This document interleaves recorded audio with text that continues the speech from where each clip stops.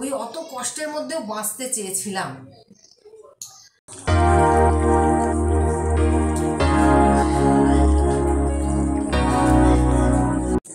Hello বন্ধুরা, জীবনের সহজ পাঠ চ্যানেলে তোমাদের স্বাগত।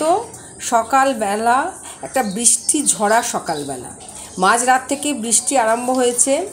সকালবেলা তো বেশ ভালোভাবে বৃষ্টি হচ্ছে, আর এই মেন গেটটা খুললাম, তাই তোমাদের ভিউটা দেখাবার চেষ্টা করছি। এই পাশে আমাদের নীল রঙের যে ফ্ল্যাটটা, আমাদের ফ্ল্যাট, ওই দেখো সোজাসুজি একটা ফ্ল্যাট আছে, এদিকে বাড়ি আছে। এই গেট খুলে চলে এসেছি সোজা বাপের বাড়ির ছাদে, কারণ বেরিয়েই তো বাপের বাড়ি, তাই ছাদের ভিউটা বৃষ্টি ঝরার মধ্যে দিয়েই তোমাদের দেখাতে শুরু করে দিলাম। আর টিপটাপ বৃষ্টির ফোঁটা কি মনে করিয়ে দেয় বলো তো? বৃষ্টি বৃষ্টি বৃষ্টি, এ কোন অপরূপ সৃষ্টি, এত মিষ্টি মিষ্টি মিষ্টি, আমার হারিয়ে গেছে দৃষ্টি। সত্যি দৃষ্টি হারিয়ে যাচ্ছে, কোন দিক থেকে কোন দিকে তাকাবো ভেবেই পাচ্ছি না। আর এই বৃষ্টিকে দেখো শ্রদ্ধা জানাচ্ছে, সম্মান জানাচ্ছে, এই ফুলটা কিরম মাথাটাকে নুইয়ে দিয়েছে। আসলে এত দিনে রৌদ্র তাপে এত সবাই জর্জরিত, এত জ্বালা পড়ার মাঝখান দিয়ে এইটুকু স্নিগ্ধতা, যেন শীতলতা সবাইকেই মাথাটা ঝুঁকিয়ে দিচ্ছে বৃষ্টির কাছে, তাকে স্বাগত জানাচ্ছে। ফুলগুলো যেন আরও নতুনভাবে ফুটে উঠেছে, যদিও ফুল আজকে সেভাবে ফোটেনি, তবে যে কটাই ফুটেছে যেন তারা প্রত্যেকটা ফুল, প্রত্যেকটা পাতা বৃষ্টিকে স্বাগতম জানাচ্ছে। আর বৃষ্টির ফোঁটা আমারও গায়ে লাগছে একটু একটু, যদিও ছাতা নিয়ে এসেছিলাম। একদম নিচে নেমে এসেছি, আর বাপের বাড়ি এই যে বাথরুমের পাশে যে বেসিনটা আছে, বেসিনের সামনে একটা জানলা আছে, জানলা দিয়ে সোজা ভিউটা দেখাবার চেষ্টা করছি। সোজা দেখতে পাবে একটা মেন রাস্তা। একটুখানি টুকটাক কথাবার্তার মধ্যে দিয়ে এই সমাপ্তিও গোছগাছ করছে, পরিষ্কার করছে, কারণ ও ছিল না, এসেছে রাত্রিবেলা, পরিষ্কার করছে। তাই আমিও বললাম যে আমিও যাই, কারণ আমারও অনেক কাজকর্ম আছে। তার সাথে সাথে এই ছোট মাম্মামের সাথে তো না দেখা করে উপায় নেই। দেখো সকালবেলা ওর কাজ করছে, ওর বাচ্চাকে সামলাচ্ছে। এই সামলানোটা যে কত বড় দায়িত্বের, যখন বড় হবে তখন বুঝবে। আর এদিকে বারান্দায় মানি প্ল্যান্টটা দেখেছো কীরকম ঝাঁকিয়ে উঠেছে, ও যেন জানলার দিকে মুখটাকে বাড়িয়ে দিচ্ছে বৃষ্টিকে স্বাগত জানানোর জন্য। আর এদিকে একটা মুখোশ, সত্যিই আমরা এই মুখোশধারী, প্রত্যেকেই আমরা মুখোশ পরে থাকি। যাই হোক, সব কিছু ছেড়ে দিয়ে চলে এলাম একদম নিজের ঘরদোর গোছাতে। তোমরা থাকো আমার সাথে।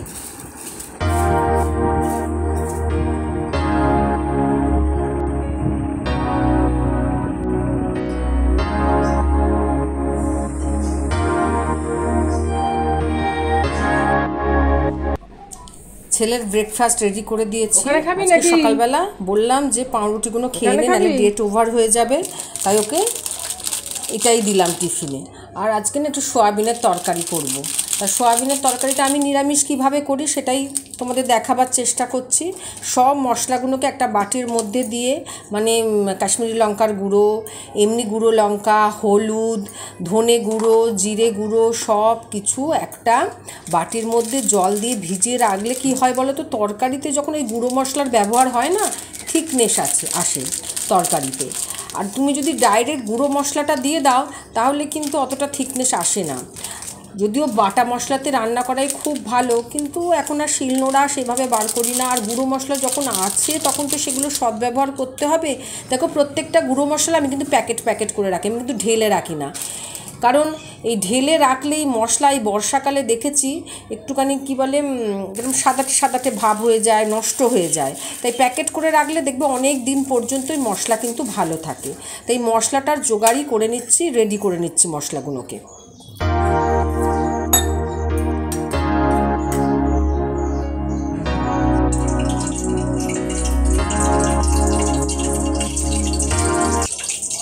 এদিকে সোয়াবিন দেখলে রেডি করা আছে, সেদ্ধ করে মশলাটাকেও একটু নাড়িয়ে নিচ্ছি। আর ওইদিকে আলু কাটা আছে, এদিকে পটল কাটা আছে। আলু পটল সোয়াবিন দিয়ে করব, সেই জন্য পটলগুলোকে সবার আগে একটুখানি ভেজে নিচ্ছি, নাহলে একটা কীরকম কাঁচা কাঁচা গন্ধ ছাড়ে, তবে হালকা করেই ভাজবো। এইভাবে ভেজে ভুজে খুব হালকাভাবেই সোয়াবিনটা রান্না করব। তোমরা দেখতে থাকো। আর এইদিকে দেখো কতগুলো বাসন পড়ে আছে, সেগুলোও করতে হবে। ওইদিকে ভাত বসিয়ে দিয়েছি, আর ওইদিকে না আমার ডাল হয়ে গেছে। তবে আজকে হাজব্যান্ড সেদ্ধ ভাত খেয়েই গেছে, ওকে গোবিন্দভোগ চাল দিয়ে সেদ্ধ ভাত করে দিয়েছি, আলু সেদ্ধ করে দিয়েছি আর বাটার দিয়ে খেয়ে চলে গেছে। এদিকে আমি একদম কড়াইতে আলু দিয়ে নাড়তে চাড়তে আরম্ভ করে দিয়েছি, তার সাথে সেই যে বানিয়ে রাখা মশলাটা সেটা দিয়ে দিলাম। একটু আদা দিলে ভালো হতো, কিন্তু আদাটা না আজকে বাড়ন্ত ছিল, বুঝে নাও। এর আগের দিনটা আমি বলেছিলাম যে বাড়ন্ত মানে কি, কোনো কিছু ফুরিয়ে গেলে নেই বলতে আছে বাড়ন্ত। তাই একটুখানি মশলাটাকে কষিয়ে নিচ্ছি, কষিয়ে নিয়ে চাপা দিয়ে দেবো। তারপর তেল ছেড়ে গেলে, সবসময় না প্রতিটা রান্নাতে একটু গরম জল দেওয়ার চেষ্টা করি, গরম জল দিলে না রান্নার স্বাদটা ভালো হয়। আর ভাজা পটলগুলো তার সাথে দিয়ে দিলাম, দিয়ে একটু নাড়াচাড়া। আর যদি কেউ মিষ্টি খেতে চাও সামান্য মিষ্টি দিতে পারো, তবে আমরা মিষ্টিটাকে অ্যাভয়েড করি। ওই মাঝে মধ্যে কোনো তরকারিতে মিষ্টি দিতে হয়। তাও তরকারিটাকে কষিয়ে নিচ্ছি ভালোভাবে। অনেক সময় অনেক কিছু থেকে না নিজেকে সরিয়ে নিই, তবে সরিয়ে নেওয়া মানে কিন্তু পরাজয় না, এটা এক ধরনের আত্মরক্ষা, আত্মসম্মানের ভাষা।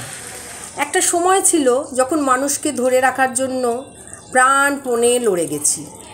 মনে হতো যার সঙ্গে সম্পর্ক, বন্ধুত্ব, আত্মীয়তা ও ভালোবাসা, তাকে হারানো মানে জীবনের একটা অধ্যায় যেন হারিয়ে ফেলা।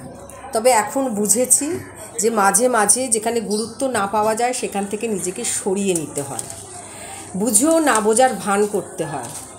আগে যেরকম করতাম অনেক কিছু বুঝতে পারতাম, কিন্তু বুঝেও না বোঝার ভান করতাম।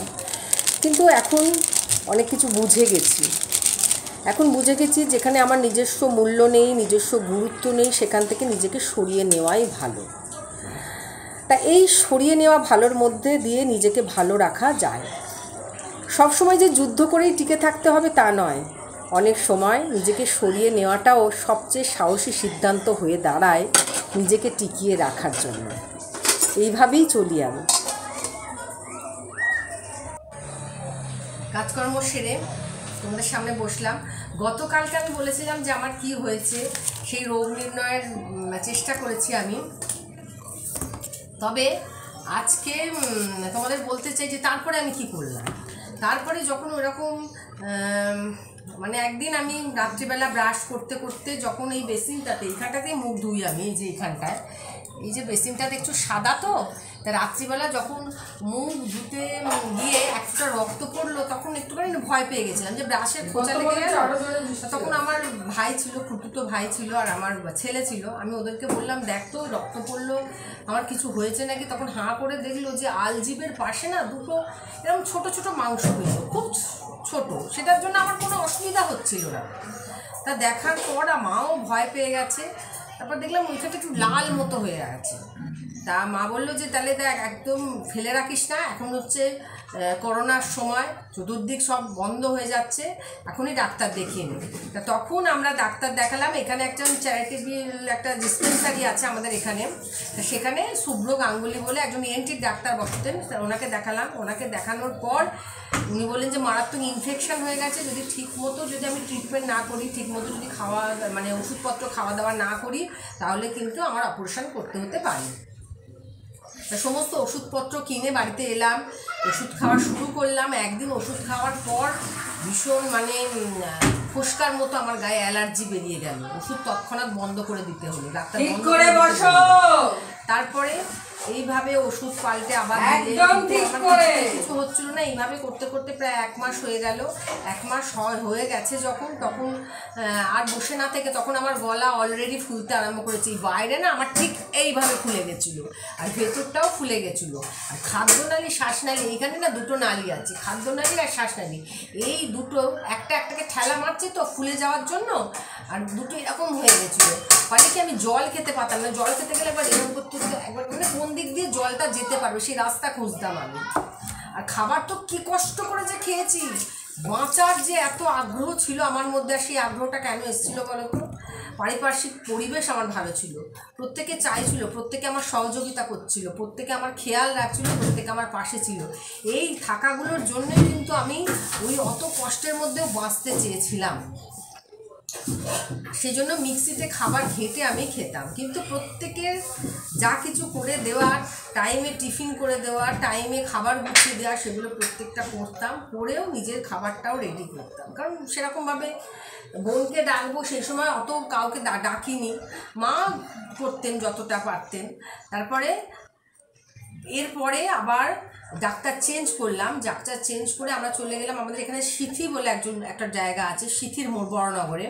তো ওইখানে আমরা ইএনটি ডাক্তার, উনি আমার কাছে ভগবান, উনি আমার মানে আমি ওনার কাছে এখনও কৃতজ্ঞ, ডক্টর কেডি বিশ্বাস, ওনার কাছে গেলাম দেখাতে। তো ওনার কাছে দেখিয়ে তারপরে কি হলো, তারপরে উনি কি বললেন, কতদূর কি হলো, কতটা মানে আক্রান্ত হয়ে পড়েছিলাম আমি, এইসব অন্য আর একদিনের আলোচনায় আসবো, কারণ একদিনে এতটা আলোচনা করা সম্ভব নয়। তার একদিন আলোচনা করব। তোমরা প্রত্যেকে পরপর ভিডিওগুলো দেখতে থাকবে, অনেক কিছু জানতে পারবে যে প্রপার ট্রিটমেন্ট কখন কিভাবে করা দরকার, কিভাবে আমি করেছি, সেগুলো আমি যেমন জানাবার চেষ্টা করব, তোমরাও কিন্তু এসব শুনে অনেকটা আইডিয়া পেয়ে যাবে। তাই যাই হোক, আইডিয়া পেতে যাতে না হয় সেই কামনাই করব। প্রত্যেকে ভালো থেকো, প্রত্যেকে সুস্থ থেকো, এই কামনায় আজকের ভিডিওটা তাহলে এখানেই শেষ করলাম। অবশ্যই নিজেদের মতামত প্রত্যেকে জানিও। আজকের মতো টাটা।